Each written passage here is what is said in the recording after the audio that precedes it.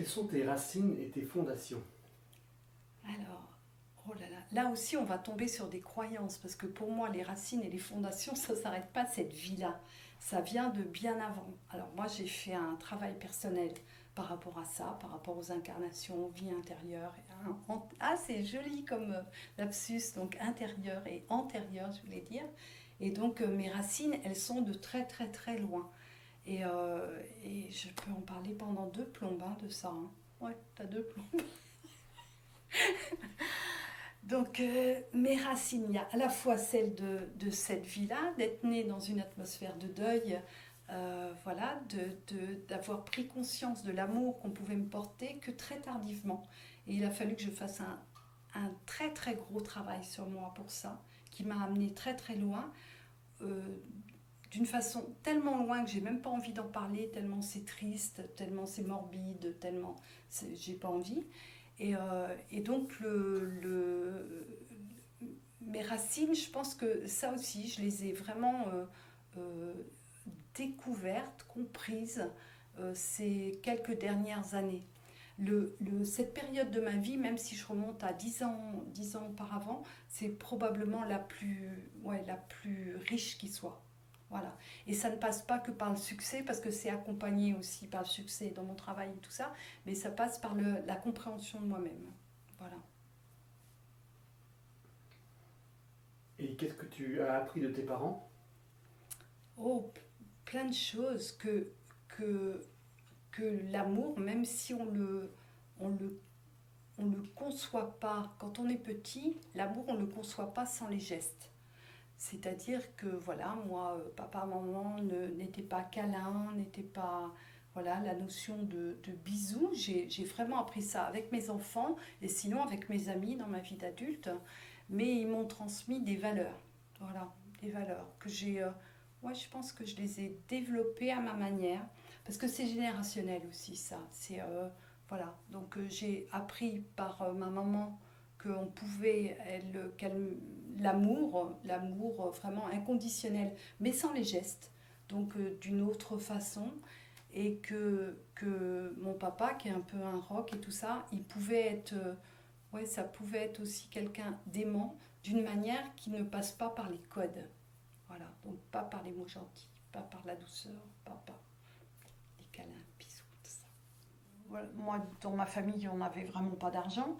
Et tout ce qui était lié à l'expression artistique qui pouvait euh, ben, induire un peu de dépenses, quand tu n'as pas d'argent, je veux dire, moi, ma maman, elle m'achetait des trucs, des pinceaux, des peintures et tout ça, mais en douce de mon papa qui gérait les cordons de la bourse, parce que c'était un truc totalement inutile, voilà. Et, euh, et donc le fait de comprendre, mais au-delà de comprendre, hein, c'est ouais, intégrer, appréhender tout ça, que l'argent, alors les biens matériels, moi je vais dire argent, parce que l'argent du coup permet tous les biens matériels, et le fait de comprendre que c'est une énergie, que quand j'achète quelque chose, je nourris, dans le sens très large du terme, plein de gens, eh ben c'est formidable. Et j'ai mis super longtemps. Je crois que c'est un des trucs que j'ai mis le. Ouais, c'est une de mes compréhensions du monde les plus récentes. Et puis j'ai alors moi famille de gauche, vraiment de gauche, tout ça. Et il y a eu vraiment ça ben, à la fois dans l'éducation, puis ouais, c'est transgénérationnel. C'était avoir de l'argent, c'est mal, parce que voilà, parce que c'est mal, ça correspond pas au bien, parce qu'il faut que ça soit partagé, tout ça. Et donc j'ai grandi vraiment, j'ai évolué vraiment avec ça, et ça m'a empêché de bien gagner ma vie pendant longtemps. Ou alors je gagnais bien ma vie, mais en souffrant, en faisant des choses qui me plaisaient pas, ou bon, je parle pas de prostitution, je parle de trucs travailler dans des bureaux, des choses comme ça. Et maintenant, de gagner ma vie de mieux en mieux, en faisant quelque chose qui m'éclate et qui, voilà, ça fait plaisir à plein de monde, enfin ça sert à plein de monde et tout ça.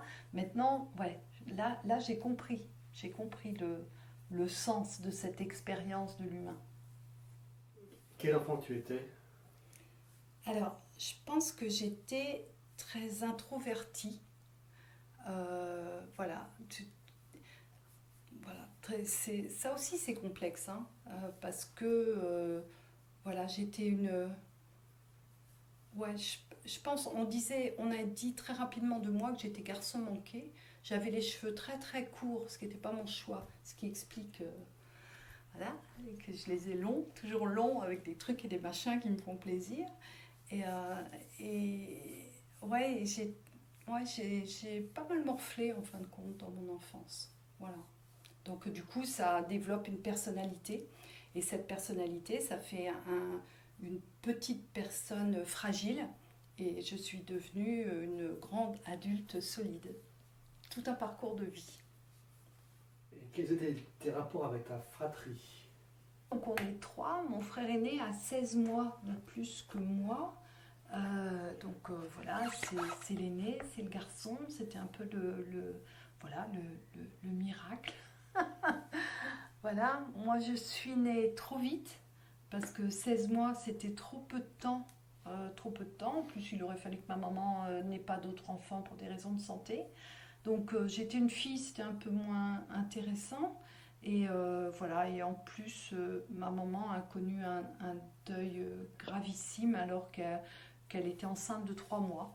Et voilà, donc à partir des 3 mois de gestation qui me concernent, et toute ma petite enfance, j'ai été baignée par l'atmosphère de deuil, ce qui fait que bah, du coup, il n'y avait pas d'amour. Il y avait de l'amour, mais c'était impossible parce qu'ils étaient trop dans la peine. Voilà.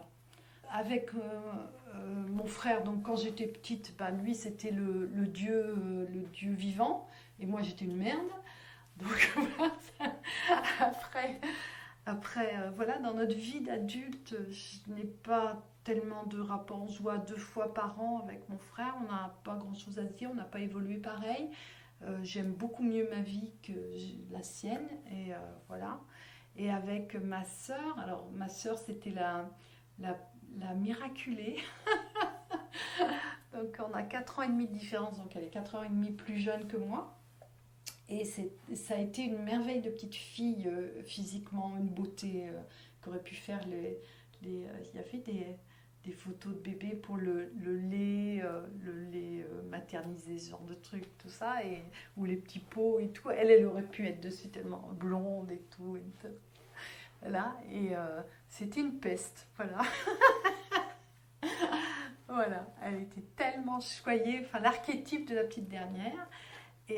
Et c'était compliqué dans notre vie d'adulte, déjà parce que c'est une différence longtemps puis on n'a pas eu du tout le même parcours, mais elle a été ma stagiaire, quand je faisais les stages liés au développement personnel, et en fin de compte, on s'est mieux compris dans ce cadre-là. Donc moi, j'y étais pas en tant qu'animatrice de stage, j'étais pas dans le cadre de me faire comprendre, mais il se trouve qu'elle m'a mieux compris, je l'ai mieux compris aussi, et depuis on s'entend très bien, et on fait des trucs ensemble, j'ai plaisir à la voir et tout ça, donc voilà. Donc voilà. C'est ma copine maintenant. Et à l'époque, quels étaient tes rêves? J'ai voulu être peintre très très très tôt. Et très très très tôt, j'ai eu plein de, comment on peut dire, de barrières, voilà, voilà, c'est compliqué d'avoir vocation artistique quand on est petit. Enfin, à l'époque où moi j'étais petite. Je me dis que mes enfants, s'ils avaient eu vocation artistique, ils auraient eu une voie royale voilà, parce qu'on voulait, ouais, si ça leur plaisait, bah, très bien. Et voilà, donc c'était vraiment ça. Donc après, suivant les âges, bah, ça va être très très très classique. Ça va être hôtesse de l'air. Maintenant, en tant qu'écolo, je ne veux même pas prendre l'avion, mais bon, hôtesse de l'air, qu'est-ce qu'il y a eu? Et oui, et moi je suis fascinée par les mots, j'adore la langue française. Je ne parle que cette langue, je suis extrêmement nulle pour les autres langues. Et donc voilà, j'avais vocation pour très très tôt pour être soit prof de français, soit être dans les arts plastiques. Donc c'était très très vague, hein. Je pense que je disais peintre quand j'étais petite. Voilà, et puis c'était vraiment mais tout ce qu'on a pu mais même voilà, l'éducation nationale, les conseillers d'orientation et tout ça, les réponses, c'était à chaque fois, mais c'est pas possible, quoi. On n'en vit pas de cette histoire.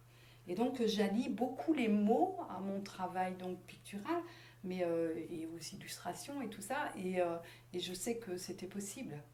C'était possible. C'est une erreur de dire quand ton rêve d'enfant, quand on te répond, ben non, c'est pas possible, c'est l'adulte qui a tort, c'est jamais l'enfant.